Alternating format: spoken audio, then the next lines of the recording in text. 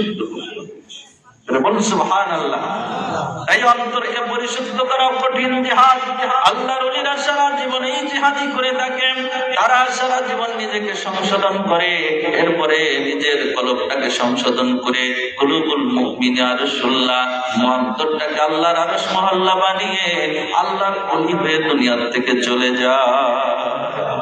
আল্লাহ তাআলা তিনি লা ইয়ানজুরু ইলা সুওয়ারিকুম, আল্লাহ তাআলা তোমাদের চেহারা সুরতের দিকে তাকায় না, আল্লাহ তোমাদের মাল সম্পদের দিকে তাকায় না, ওয়ালাকিন ইয়ানজুরু ইলা কুলুবিকুম, আল্লাহ তাআলা তোমাদের অন্তরের দিকে তাকায়। কার অন্তরটা কত স্বচ্ছ, কত ভালো, জোরে বলুন না সুবহানাল্লাহ। তাহলে অন্তর নষ্ট হয় কি করে? নবী বলেন ইজা আযনাবাল মুমিনু কানাত সাউদাউ নুকতাতুন ফি কলবিহি, মানুষ মুমিন বান্দা যখন একটা গুনাহ করে ফেলে, ওই গুনার কারণে তার অন্তরের মধ্যে একটা করে দাগ পড়ে যায়, কালো দাগ পড়ে যায়, কালো দাগ। এই কালো দাগ করতে করতে তার কলবটা অন্ধকার হয়ে যায়। আসলে আল্লাহ যখন তাকে দুনিয়াতে পাঠিয়েছিল তখন অন্ধকার ছিল না, তার গুনার কারণে অন্ধকার হয়ে গেছে। আচ্ছা বাবা, তাহলে বলতে পারেন যে আমাদের যে অন্ধকারটা বুঝবো কি করে? চোখ বন্ধ করেন, করলেই বুঝতে পারবেন। যে ব্যক্তি চোখ বন্ধ করে অন্ধকার দেখে, তাইলে বুঝতে হবে তার গুনার দ্বারা কলব অন্ধকার হয়ে আছে।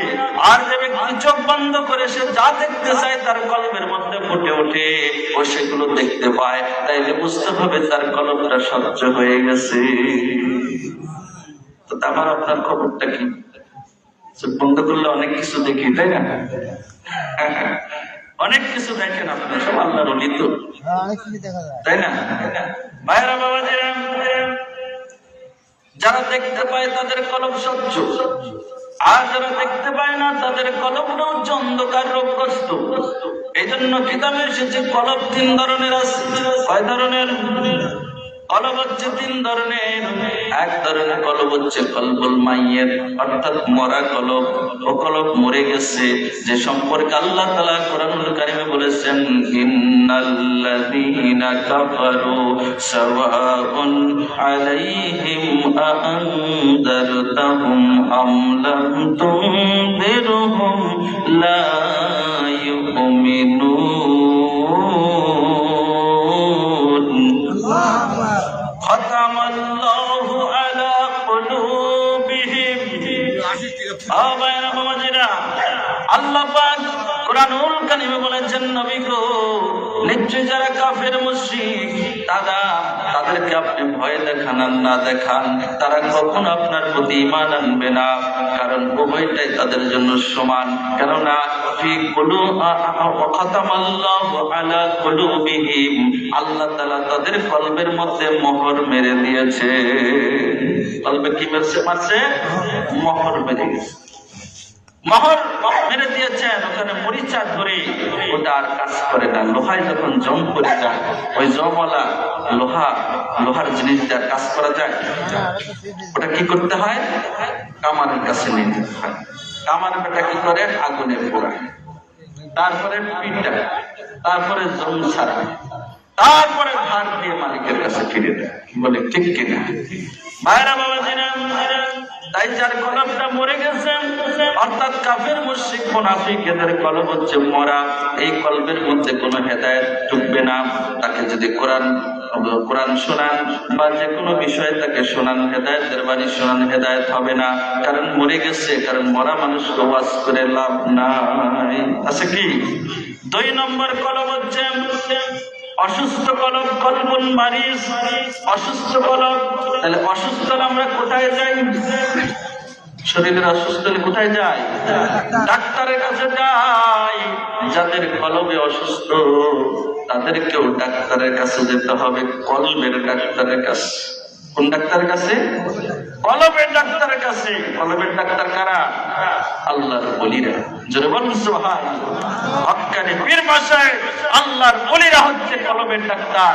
অর্থাৎ যে কাজ করলে আর কলবে দাগ পড়বে না, যে কাজ করলে কলবের দাগ আস্তে আস্তে মুছে যাবে, এমন একটা মেডিসিন তারা দেবে। সেটা কি? আপনি যদি হক্কানি পীরের মুরিদ হন, আপনাকে প্রথমেই বলবে, বাবা যাও আজ থেকে সকাল বিকাল আল্লাহর জিকির করো। কি বলে? জিকির করো। জিকির করলে কি হয়? নবী বলছেন লিকুল্লি শাইইন সিকালাতুল কুলুবি যিকরিল্লাহ। প্রত্যেকটা জিনিসের সাফ করার যন্ত্র আছে, মানুষের কলব সাফ করার যন্ত্র হচ্ছে আল্লাহর জিকির। তাহলে কলব সাফ করার যন্ত্র কি? আল্লাহর জিকির। আর কি? তওবা করতে হবে, চোখের পানি ফেলে কাঁদতে হবে। এই যে হুজুর আমাদের জিকির করালেন মাগরিব থেকে, কি বাবা তওবার সবকে একটু বসে নাই কেন? ওই তওবার সবকে বসে কাটাকাটি করলে আমাদের কলবের ময়লা আল্লাহ দূর করে দেন। জোরে বলুন সুবহানাল্লাহ। এই কলবটাও যাকে কলবুন মারিজ বলা হয়েছে, সূরা বাকারার প্রথম দিকে আল্লাহ তাআলা বলেছেন ফি কুলুবিহিম মারাদুন ফাসাদাহুমুল্লাহু মারাদা।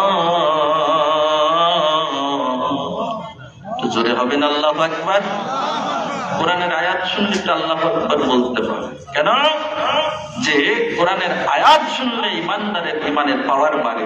আপনার যে পাওয়ার বাড়ছে তার তো একটু ভোল্টেজ ভিতর থেকে আসবে, তো একটু লক্ষণ আসবে, ফায়েজ আসবে, আসবে কিনা?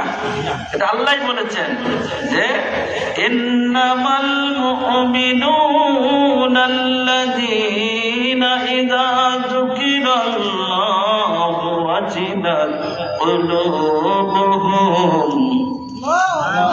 যারা মুমিন বান্দা, মুমিনদের আল্লাহ পরিচয় দিতে যে বলছে মুমিন বান্দা যারা, তাদের সামনে যখন আল্লাহ পাকের নাম নেওয়া হয়, আল্লাহর জিকির করা হয়, তাদের কলবের মধ্যে ঝাঁকি দিয়ে ওঠে।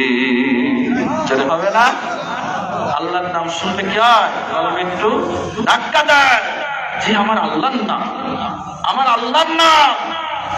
وَإِذَا تُلِيَتْ عَلَيْهِمْ آيَاتُهُ زَادَتْهُمْ إِيمَانًا।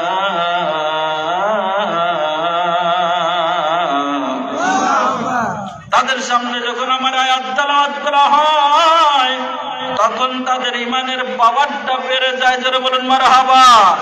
তাহলে ঈমানের পাওয়ার যে বাড়লো বুঝবেন কি করে? অর্থাৎ আপনার ভিতর থেকে সুবহানাল্লাহ, আলহামদুলিল্লাহ, আল্লাহু আকবার কথাটা বের হয়ে আসবে। কেন? মা বোনেরা যখন ভাত রান্না করে, তরকারি রান্না করে, এই যেটি বেশি ভিতরে যদি বেশি গরম হয়ে যায় তখন ওটা মানে ফুসফুসে উঠে কি ঢাকনাকে ধাক্কা মারে না? ভিতরে থেকে একটা ধাক্কা মারে না? অনেক সময় ধাক্কা মারে ভাতের এই ঢাকনা, মানে ভাতের পাত্রে ঢাকনা ফেলেও দেয়। কি বলেন? ফেলে দেয় না কেন? ওর পাওয়ার বেড়ে গেছে। কি হয়েছে? ওর পাওয়ার বেড়ে গিয়েছে। তাই মুমিন বান্দার কলবের মধ্যে যখন পাওয়ার বেড়ে যায়, মুখ থেকে আল্লাহু আকবার কথাটা বের হয়। যারা বলুন সুবহানাল্লাহ, নারে তাকবীর। একটু গরম হওয়া লাগবে শীতের দিন। কি বলেন? একটু ভিতর থেকে গরম হলে দেখবেন শীতও কিছু মনে হবে না। কি বলেন? আল্লাহর জিকিরের মজলিস, আল্লাহ রাসূলের কি আলোচনার মজলিস। যারা বলেন ভাইরা বাবাজিরা, তাহলে বলতেছিলাম দ্বিতীয় প্রকার কলব হচ্ছে কলবুল মারিজ। আল্লাহ বলছে ফি কুলুবিহিম মারাদুন, তাদের অন্তরের মধ্যে রোগ আছে, তাদের রোগ আর বৃদ্ধি পাচ্ছে।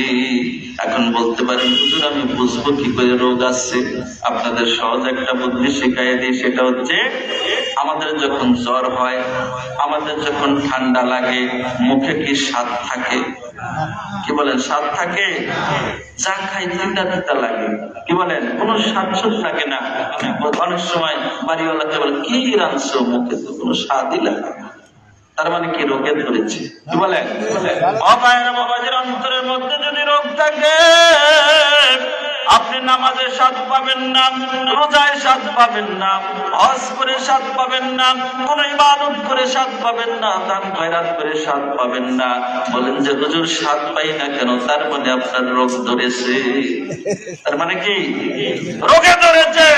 রোগের চিকিৎসার জন্য একজন আল্লাহর ওলি খোঁজেন, একজন আল্লাহর ওলির কাছে যান, আল্লাহর ওলির সংস্পর্শে যান, গেলে আপনার রোগের চিকিৎসা তিনি দেবেন। জোরে বলুন সুবহানাল্লাহ। ও ভাইরা বাবাজিরা, এই যে আল্লাহর ওলিদের কাছে গেলেন, আল্লাহর ওলিরা রোগের চিকিৎসা দেয়। এই চিকিৎসা নিয়ে আপনার কলবটা আস্তে আস্তে করে সকাল বিকাল, যেমন ডাক্তার আপনাকে শরীরের রোগ হলে বড়ি দেয়, ওষুধ দেয়, তাই কিনা? আল্লাহর ওলিরাও বলে বাবা সকাল বিকাল তুমি একটু বসবে, মুরাকাবায় বসবে, একটু তওবার সবকে বসবে, একটু আল্লাহর জিকির আজকার করবে, এটাই তোমার ওষুধ। এইভাবে করতে করতে করতে করতে এক সময় কলবটা সাফ হয়ে যায়, তখন ওই কলবের নাম হয়ে যায় কলবুন সালিম। তৃতীয় প্রকার কলব, কলবুন সালিম মানে বিশুদ্ধ কলব। জোরে বলুন সুবহানাল্লাহ। কি কলব? কি বলেন? বলেন বিশুদ্ধ কলব। কি কলব? আর আরবি হচ্ছে কলবুন সালিম। তিন প্রকার কলবের কথা কিন্তু বলেছি। কলবুল মাইয়িত মানে মরা কলব, কলবুল মারিজ মানে অসুস্থ কলব, আর কলবুন সালিম বিশুদ্ধ কলব। আর আল্লাহ কি চায়? বিশুদ্ধ। কোথায় আছে? সূরা শুআরার মধ্যে ৭৯ নম্বর আয়াতে আল্লাহ তাআলা ৮৮ ৭৯ নম্বর আয়াতে আল্লাহ বলছেন, ইয়াউমা লা ইয়ানফাউ মালু ওয়ালা বানুন